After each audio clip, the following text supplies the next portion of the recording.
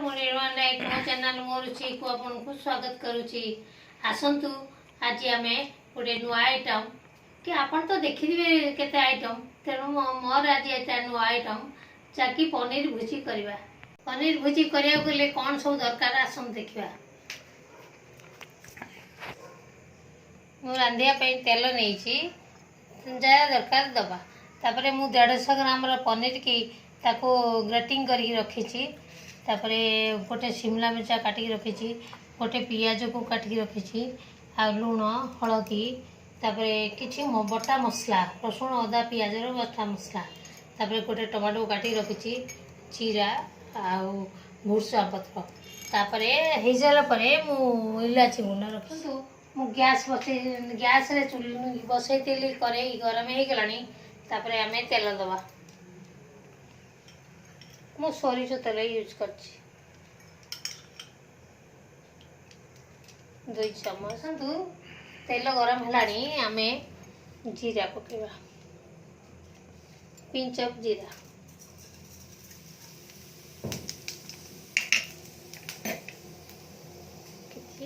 भुर्सुआ पत्र तापरे मो शिमला मिर्चा पकेबी कहीं शिमला मिर्चा मौलिया टाइम लगे। शिमला मिर्चा आगे पकेबी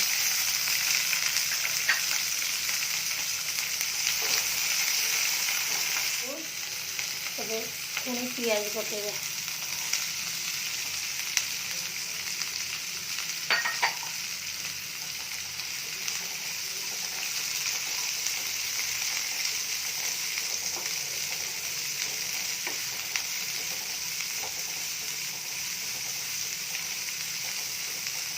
तापरे ये टमाटो पकेबा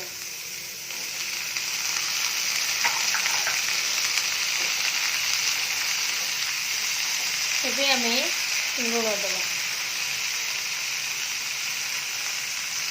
गोटे चम्मच लुण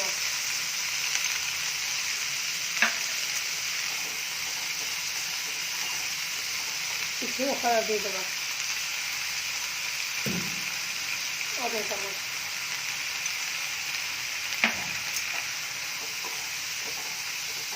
तापरे जो मसला रखी मसला मतलब दबा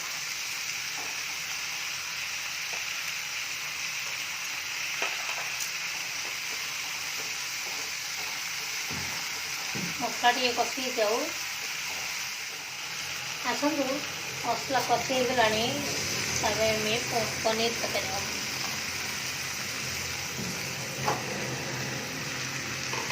पनीर आप ग्रेटिंग करें कि पनीर की आम हाथ में चकुड़ी पारती मुझे ग्रेटिंग कर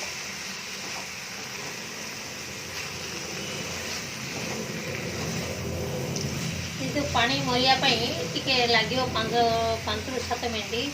तेणु आम गैस को फुल देवा देखा यार पानी थिला टे मरीगला ये बहुत बास्ना भी बहुत बढ़िया है।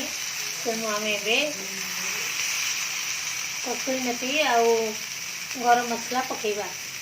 गरम मसला पकाई गोटे चम्मच गरम मसला आउ मो कस्तूरी मेथी पकाया भल लगे। तेणु कस्तूरी मेथी किसी पकेबा। आपण चाहिए धनिया पत्र भी पकई पारे।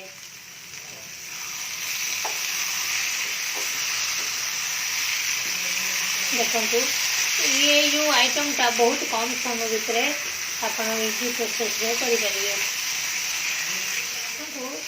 सीझलानी आम ए गैस टा बंद करदे। प्रस्तुत हो गला आमर पनीर भुजी।